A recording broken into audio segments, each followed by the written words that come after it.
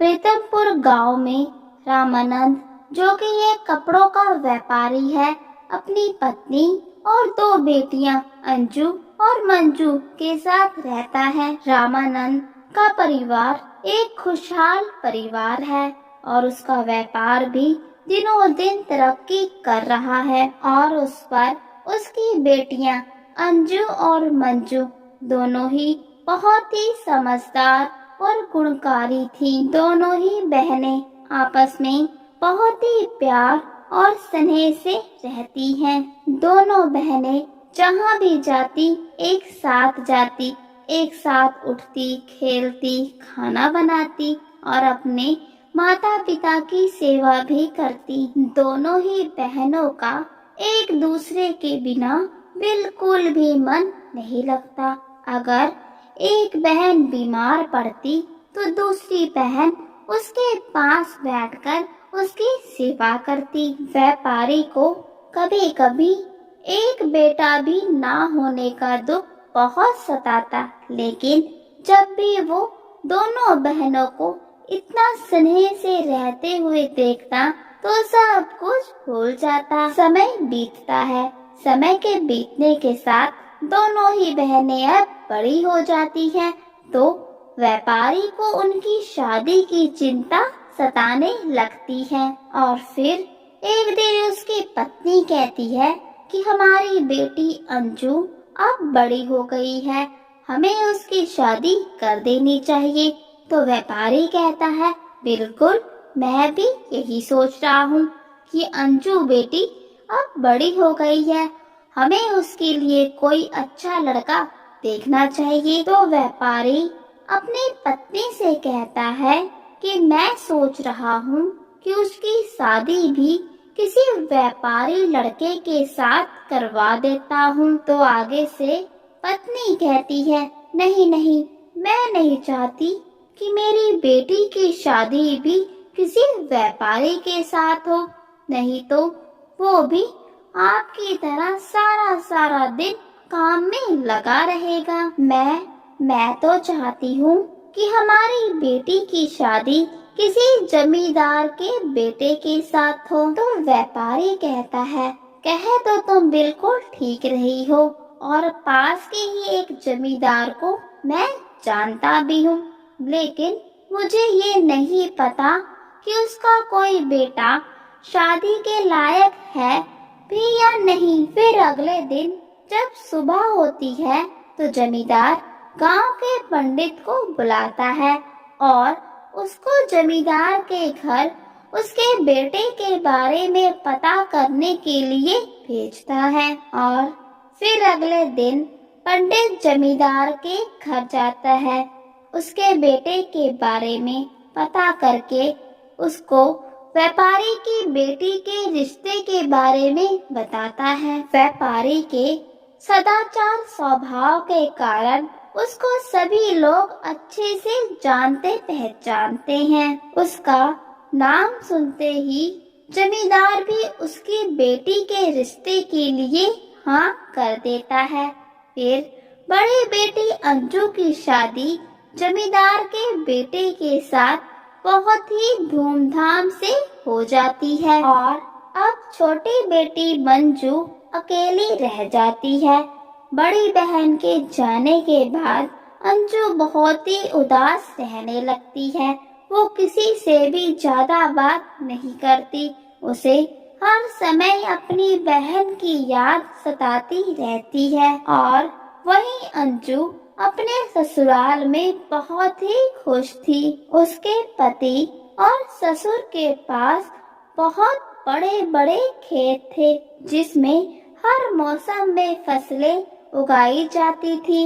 अंजू जब भी अपने मायके आती तो अपने ससुराल की तारीफ करते ना थकती। फिर एक दिन जब वो अपने मायके आती है और अपनी बहन को यूं उदास देखती है तो अपने पिताजी से कहती है, पिताजी, आप मेरी बात मानिए और मंजू के लिए कोई अच्छा सा लड़का देखकर उसकी शादी कर दीजिए। वो भी अपने घर परिवार में खुशी से रहेगी, तो मुझे थोड़ा कम याद करेगी, नहीं तो देखो मेरी याद में सूख कर बिल्कुल कांटा बन जाएगी। अंजू की ये बात पिता को जम जाती है और वो अपनी पत्नी से कहते हैं कि मंजू की बुआ से कहे कि उसके लिए कोई अच्छा सा रिश्ता देखे। तो इस पर उसकी माँ बताती है कि उसकी बुआ ने तो बहुत पहले ही उसके लिए एक बहुत ही अच्छा रिश्ता बताया था, लेकिन उसने ही उसके लिए मना कर दिया, ये सोचकर कि अभी अभी तो अंजू की शादी हुई है, अगर मंजू की शादी भी साथ के साथ कर देंगे तो हम दोनों अकेले रह जाएंगे। तो इस पर व्यापारी कहता है, तुम्हारी बात बिल्कुल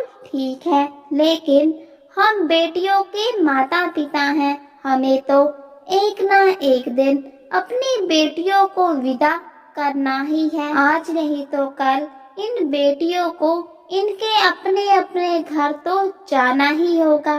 फिर अगर कोई अच्छा लड़का मिलता है तो क्यों ना समय रहते हम मंजू की भी शादी कर ले और अपनी जिम्मेदारियों से मुक्त हो जाएं। पत्नी को भी पति की बात बिल्कुल ठीक लगती है और वो कहती है, हाँ आप बिल्कुल ठीक कह रहे हैं, मैं मंजू की बुआ से फिर से बात करूंगी। बस फिर क्या था, मंजू की बुआ से फिर से बात की जाती है और मंजू का रिश्ता भी पक्का हो जाता है। मंजू के ससुराल वाले मिट्टी के बर्तन बनाने का काम करते थे, उनका व्यापार बहुत ही प्रसिद्ध था। मंजू अपने ससुराल में बहुत ही खुश थी।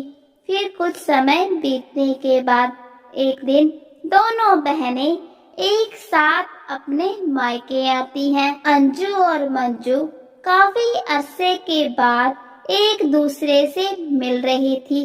दोनों बहनें बहुत ही खुश थी। फिर दोनों बहनें अपनी माँ से कहती हैं कि माँ, हम दोनों कमरे में जा रही हैं एक दूसरे से खूब सारी बातें करने के लिए। फिर दोनों बहनें कमरे में जाकर बातें करना शुरू कर देती हैं। दोनों ही बहनों को देखकर ऐसा लग रहा था जैसे मानो एक बार फिर से दोनों का बचपन वापिस आ गया हो। दोनों ही बहनों को यूं हंसता मुस्कुराता देखकर व्यापारी बहुत खुश होता है कि दोनों बहनों में अभी भी पहले जैसा प्यार बना हुआ है। लेकिन फिर कुछ ही समय बाद दोनों बहनों के चिल्लाने और झगड़ने की आवाज आने लगी।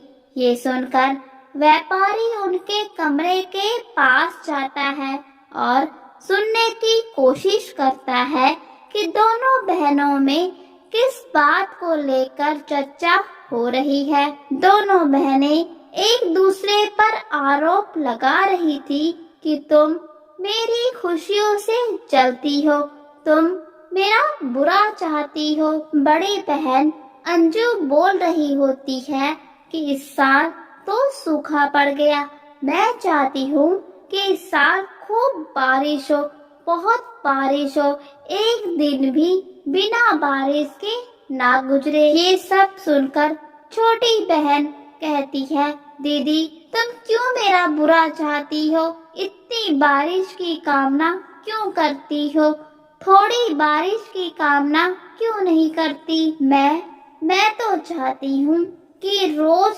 तेज धूप आए ताकि हमारे सारे बर्तन सूख जाए, एक भी बर्तन गीला ना रहे।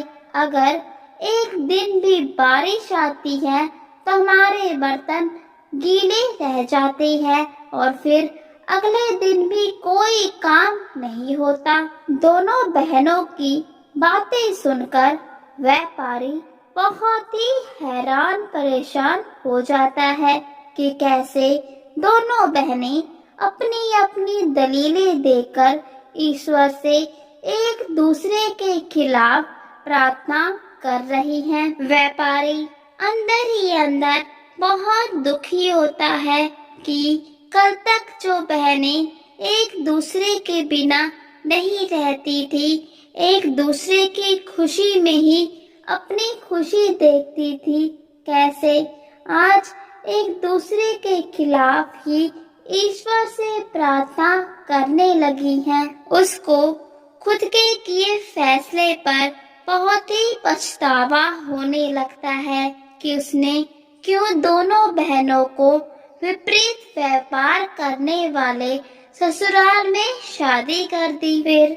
व्यापारी अपनी पत्नी के पास जाता है और सारी बात विस्तार से उसको बताता है।